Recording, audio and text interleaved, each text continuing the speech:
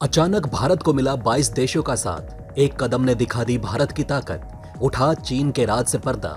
कैसे चीन के मुंह पर भारत ने मारा हथौड़ा। भारत के जोरदार प्रहार ने हिलाकर रख दी चीन की विदेश नीति। वहीं आर्मी चीफ और जयशंकर ने भी भरी हुंकार। आर्मी की भीषण गर्जना से आहत हुआ चीन। अब कैसे हैं चीन के हालात? आर्मी चीफ ने इशारे से साफ कर दी तस्वीर। किस तरफ है जयशंकर की नजर? दोस्तों, भारत और चीन के बीच संघर्ष किसी से छुपा नहीं और ये छुपाए भी नहीं जा सकते। ऐसे में भारत ने चीन की छाती पर विस्फोट करने शुरू कर दिए हैं। चीन की भी साजिश भारत को फंसाने की ही रहती है। ऐसे में भारत को भी कदम फूंक फूंक कर रखने पड़ते हैं। ऐसे में 22 देशों के साथ मिलकर भारत ने कुछ ऐसा किया है कि चीन की विदेश नीति तबाह हो गई।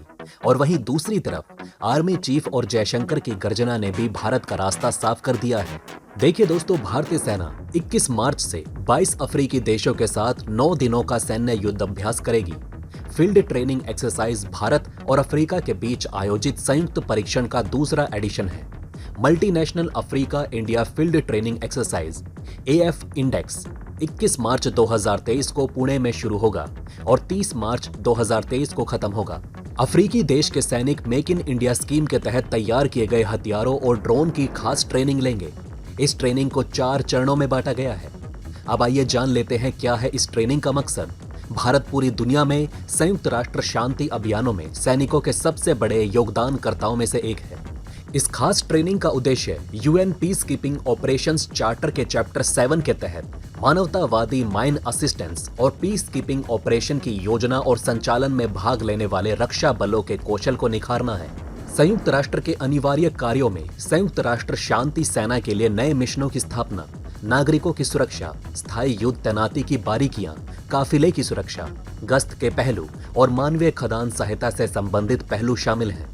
इसी तरह की तमाम ट्रेनिंग भारत और अफ्रीका के कुल 22 देश मिलकर लेंगे।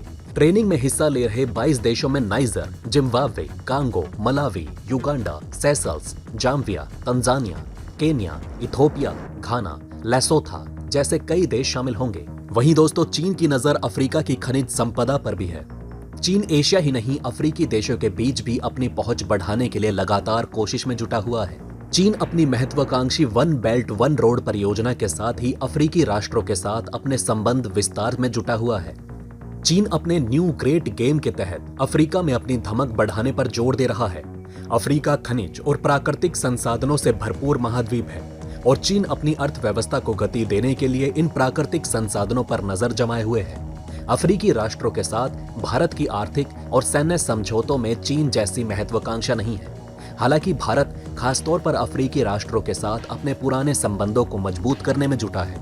मोजाम्बिक के साथ ही Bharat Botswana, Egypt, Kenya, Lesotho, Morocco, Namibia, Rwanda, Tanzania, Uganda और जाम्बिया जैसे देशों के साथ सैन्य समझौतों को मजबूत कर रहा है। भारत के पास चीन जैसे आर्थिक और सैन्य संसाधन नहीं है। इसके बावजूद भारत को अफ्रीकी देशों के साथ अपने लंबे समय से चले आ रहे संबंधों पर भरोसा है। कहा जा रहा है कि इस सैन्य अभ्यास और सैन्य अध्यक्षों के कॉन्क्लेव से भारत को अफ्रीकी देशों में अपनी पकड़ और मजबूत करने का मौका मिलेगा। बताना जरूरी है कि अधिकांश अफ्रीकी देश पहले से ही चीन के कर्ज के जाल में फंसे हुए हैं।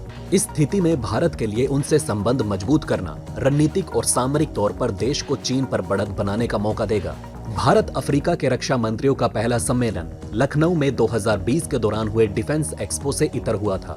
वहीं बीते साल गुजरात के गांधीनगर में हुए डिफेंस एक्सपो में भारत अफ्रीका रक्षा वार्ता हुई थी। एक सैन्य अधिकारी ने कहा कि बीते 3 सालों में अफ्रीकी देशों में पहुंच बनाना काफी मुश्किल रहा। आगामी अभ्यास और कॉन्क्लेव भारत अफ्रीका के बीच संबंधों को मजबूत करने के लिए की गई पहल के तौर पर आधारित होंगे, जिसका उद्देश्य सहयोग के जरिए अफ्रीकी सेनाओं की क्षमता में वृद्धि करना है। 3 साल से जारी भारत चीन सीमा विवाद के बीच आर्मी चीफ मनोज पांडे ने सीमा पर चीनी निर्माण को लेकर बड़ा बयान दिया। जनरल मनोज पांडे ने कहा कि सीमा पर चीन बहुत तेज गति से बुनियादी ढांचों का निर्माण कर रहा है और उसने LAC पर अपने सैनिकों की संख्या में कोई कमी नहीं की है। उन्होंने कहा कि सीमा पर स्थिति स्थिर है, लेकिन हमें कड़ी नजर रखे रहने की जरूरत है। जनरल पांडे ने एक टीवी चैनल के कार्यक्रम में कहा कि हमारे पास सीमा पर किसी भी आकस्मिक स्थिति से निपटने के लिए पर्याप्त संख्या में बल है, लेकिन जहां तक पड़ोसी देश की ओर से सैनिकों की तैनाती का सवाल है तो उसमें कोई कमी नहीं आई है। चीन का बलों के आधुनिकीकरण पर विशेष जोर है, खासतौर पर LAC के पास। जनरल पांडे ने कहा कि हम भी चीन के बुनियादी ढांचों के निर्माण पर ध्यान केंद्रित कर रहे हैं, खासकर सड़क और हेलीपैड आदि निर्माण।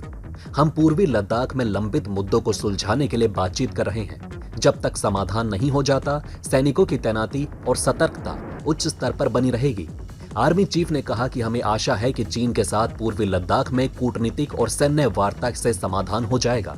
बातचीत करके ही हम कोई समाधान निकाल सकते हैं। पाकिस्तान को लेकर आर्मी चीफ पांडे ने कहा कि 778 किलोमीटर लंबी नियंत्रण रेखा LAC पर सेना के मजबूत काउंटर घुसपैठ ग्रिड और वहां ड्रोन के इस्तेमाल से घुसपैठ का स्तर कम हो चुका है, लेकिन ड्रॉप आर्म्स और ड्रग्स में वृद्धि देखी गई है। ड्रॉप आर्म्स यानी कि ड्रोन की मदद से भारत में हथियार और ड्रग्स पहुंचाना और गिराना। उन्होंने कहा कि पाकिस्तान में मौजूद आतंकी बुनियादी ढांचों में कोई बड़ी कमी नहीं आई। इसके साथ भारत और चीन के बीच चल रहे सीमा विवाद पर विदेश मंत्री S जयशंकर का बड़ा बयान आया। उन्होंने लद्दाख के पश्चिमी हिमालय क्षेत्र में भारत और चीन के बीच की स्थिति को नाजुक और खतरनाक बताया। इंडिया टुडे कॉन्क्लेव में बोलते हुए S जयशंकर ने कहा कि लद्दाख के कुछ हिस्सों में सैन्य बल एक दूसरे के बहुत करीब तैनात हैं। उन्होंने कहा कि 2020 के मध्य में क्षेत्र में दोनों पक्षों में संघर्ष में हमारे 20 सैनिक शहीद हो गए थे, जबकि उनके 40 से अधिक मारे गए या फिर घायल हुए।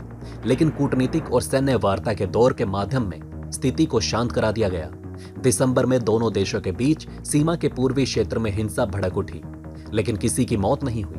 S जयशंकर ने कहा कि मेरे दिमाग में स्थिति अभी भी बहुत नाजुक बनी है, क्योंकि ऐसी जगह है जहां हमारी तैनाती बहुत करीब है और सैन्य आकलन भी काफी खतरनाक है।